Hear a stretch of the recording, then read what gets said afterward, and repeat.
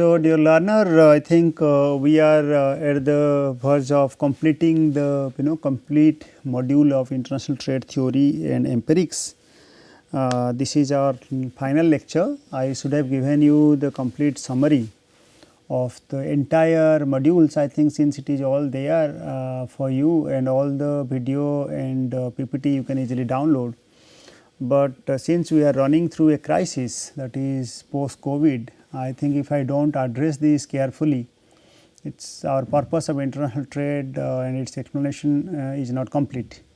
Then I have also cited the very recent data which have estimated the post COVID implications where India is standing. Now we have already started the explanation for different quarters, especially merchandise goods, then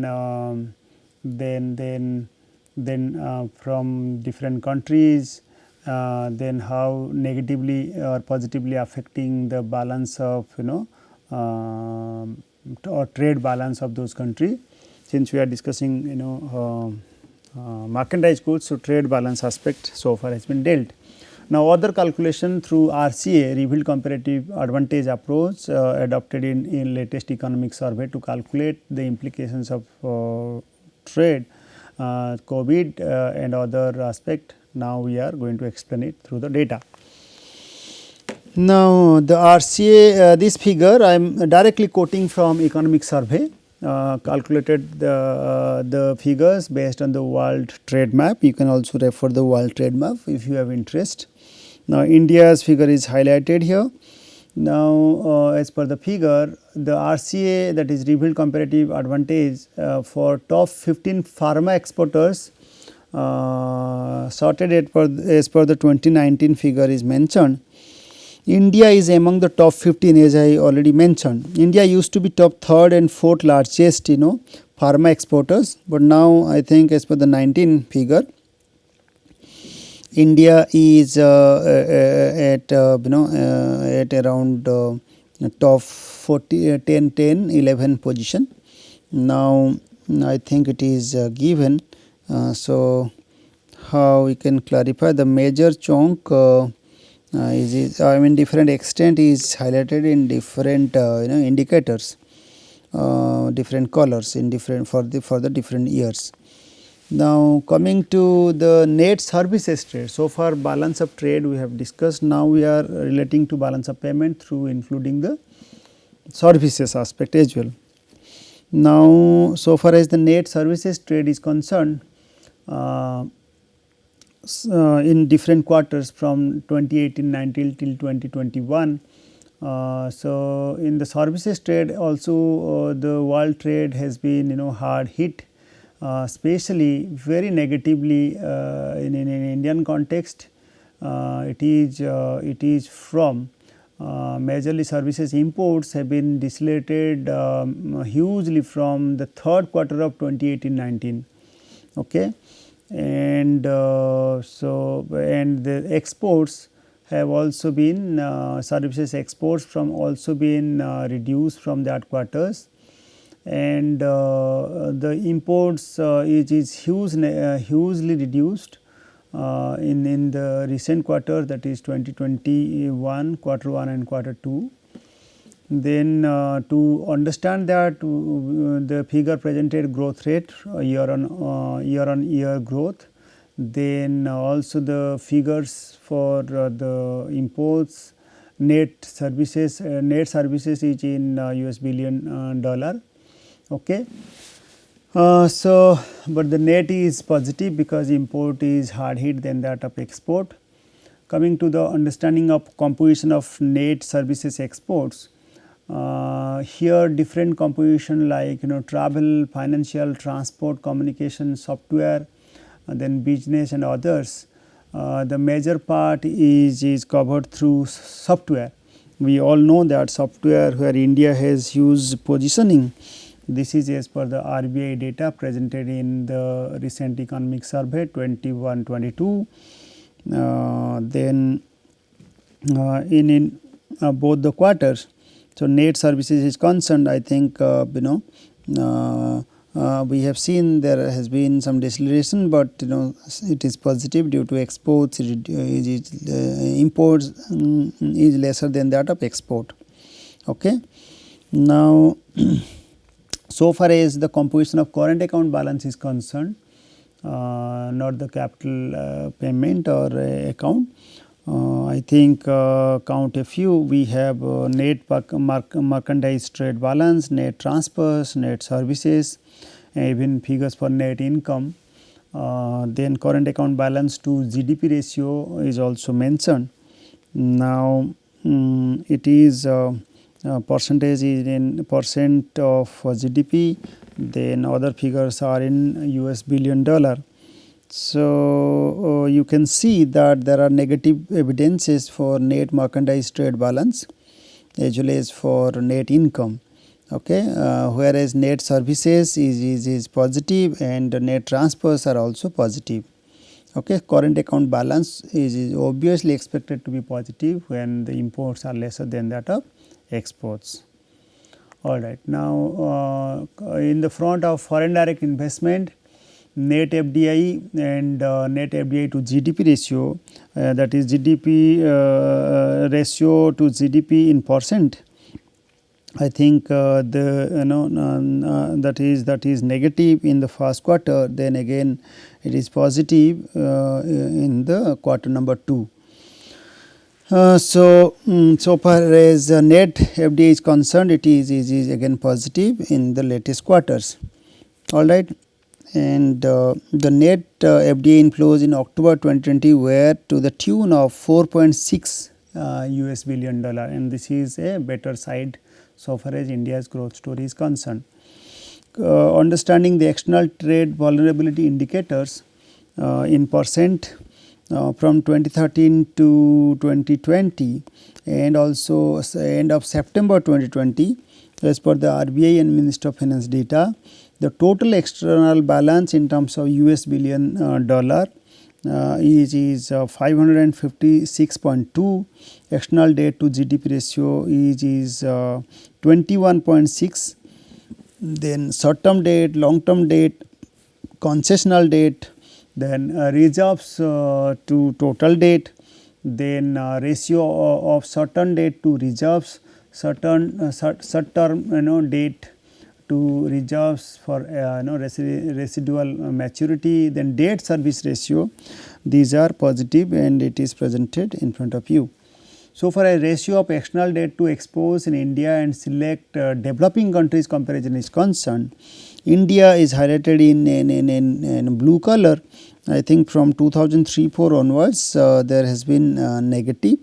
So, basically ratio of external debt to exports, it is a good symbol. Earlier it used to be very high, and this is as per the annual status report on India's external debt and international debt statistics of their various issues. The figures are presented from 1991 till 2018-19.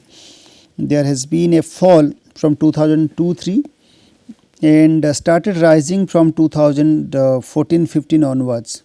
Now, and the optimal zone is given, optimal zone of this ratio of external debt to exports. Okay. We are even better than China and Indonesia in the recent years. We are very much near the optimal zone. So, that is why it is a good symbol. Coming to the trends in India's BOP, balance of payment, even we are mentioning here FDI, external commercial borrowing, then banking capital and other capital. In that context, the current account balance figure is in red line diagram. So, we are on positive side. Earlier it used to be negative. Because of the COVID impact, import reduced hugely than that of exports. So, in that way external reserves has been reduced hugely, negative now, and then other negative sides are due to the banking capital. Okay. So, further details you can follow through the RBI report or through the economic survey reports.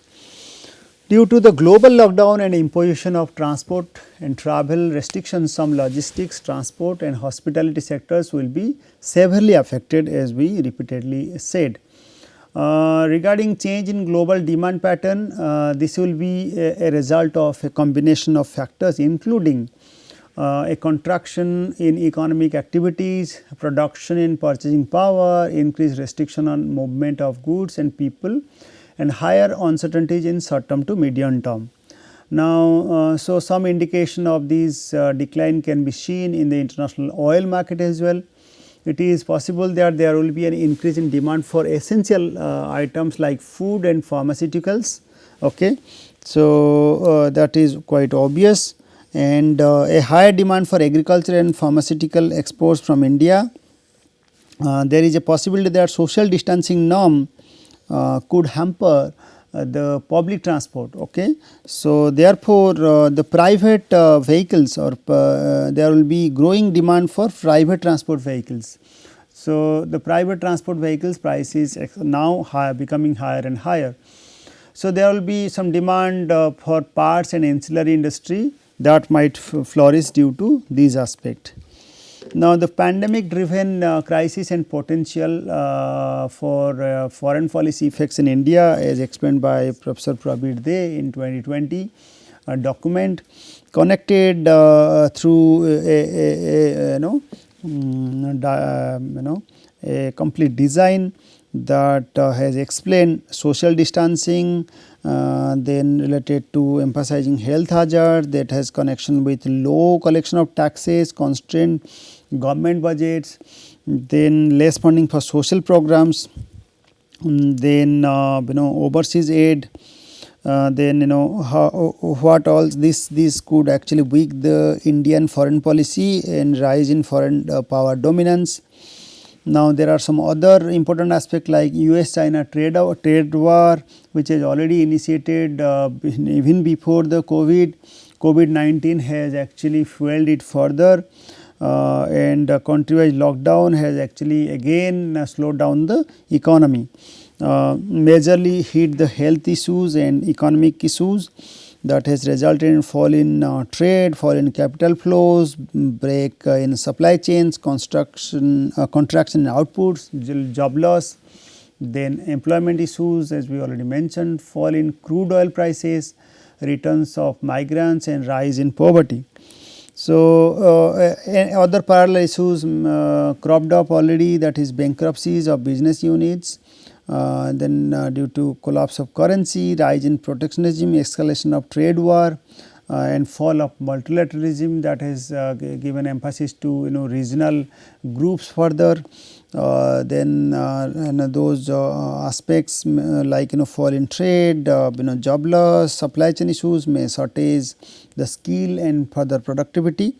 And at the end, rise in anti-globalization activities is a cause due to protectionism policies adopted. So, sub-regional political instability is also experienced during this period.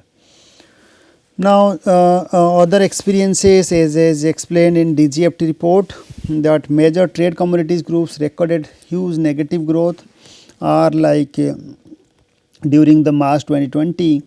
Are such as rice by 28%, oil mill 70% negative, meat, dairy and poultry products by minus of 45.5%, engineering goods minus of 42.3%, gems and jewelry minus of 41%, leather items minus 37%, plastic and linoleum is minus 36%, ready-made garments minus of 35%, handmade carpet, iron ores, minerals, tea are around 33-34%, organic and inorganic chemicals, then handloom products etc., and petroleum products is of minus 31%. These are the negative figures highlighted by DGFT Government of India.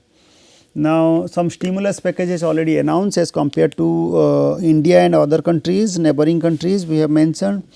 As percentage of GDP, India's figure is only of 0.8% of GDP, though government is claiming that we have given 24 US billion dollar, as the stimulus package, but in terms of its total GDP in the country as compared to other, it is among the lowest. Okay. Even Bangladesh spend much higher than that of ours, Thailand and other countries as well, and this is explained by Professor Prabir De. Now, there are supply shocks and lack of international mobility explained. So, those are due to decline in the supply of industrial goods in the short run and may continue till the long run. The sectors which are overly dependent on imported inputs may also face the challenge. It is important to note that many countries are imposing export restriction to ensure adequate domestic supply, mostly in medical supplies and food. Next wave of industrial revolution might occur in case of disruptive technologies such as 3D printers, robotics, computer aided manufacturing, and that has actually been in the emphasis due to huge rise in online lecture and delivery. These new technologies will disrupt our labor markets. This is a major concern, and it will be important to prepare a regulatory framework from now, okay, in order to ensure equitable distribution and meaningful safety net for our own workers, while ensuring the productivity from the new technology are also appropriated. Some explanation for the supply side, and after that we are explaining for the impact on services. Those are like e-commerce services, delivery, online delivery content. If reliance on digital services increases, extremely high market dominance by a few large companies in ICT and digital services, besides other implications such as privacy, data security, entry barriers, and growing inequality in business and society. However, many of the big Indian IT firms are vendors to these large transnational corporations, and it is possible that these companies will benefit from the growing global demand for digital business and provision of digital services. So, there are also concerns for property rights in this particular time. IPR is a major concern. Developed countries have already been using, and they are very active in IPR front. So, countries like India must be very careful about the uses and misuse of IPR in the international context. China is in the limelight starting from the crisis when began in December 2019. Then there has been a growing uneasy about doing business in China.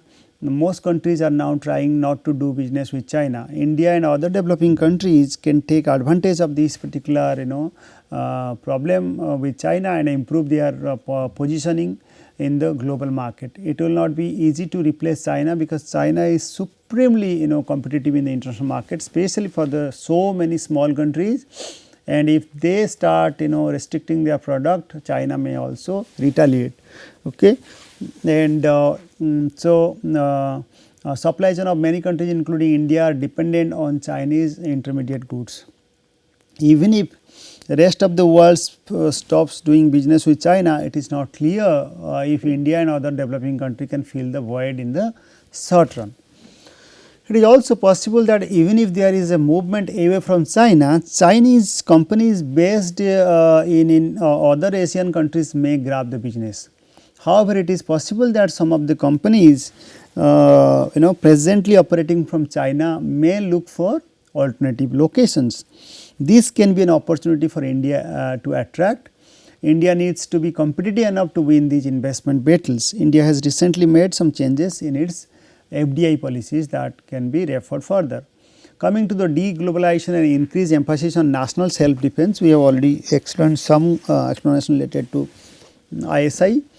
So, since the financial crisis began, the world entered a period of growing protectionism. The rapid globalization or the hyper globalization which was going on since the mid 1990s has been set at standstill.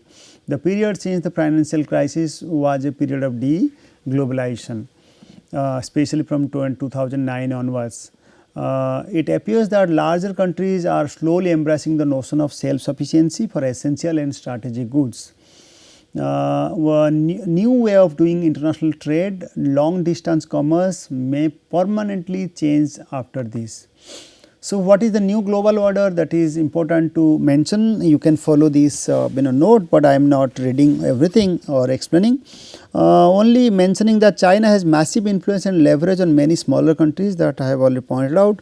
So, any blockade to China, China may retaliate. Okay. So, China has also a massive financial clout, one of the significant sources of debt, aids and grants to many countries. Though China has lost significant goodwill because of its mishandling of the disease, it is still a formidable force. If the US vacates its position as a global leader, it is possible that a group of other countries may need to form a coalition to pose a counterbalance to China in global trade. Now, there might be no huge possibility of regional cooperation initiative. There are some facts I mentioned, like SAARC countries and their leader met already through video conference in 15 March 2020. They felt the need of a common goal through COVID. They also sanctioned package. Okay. Regional fund has been generated.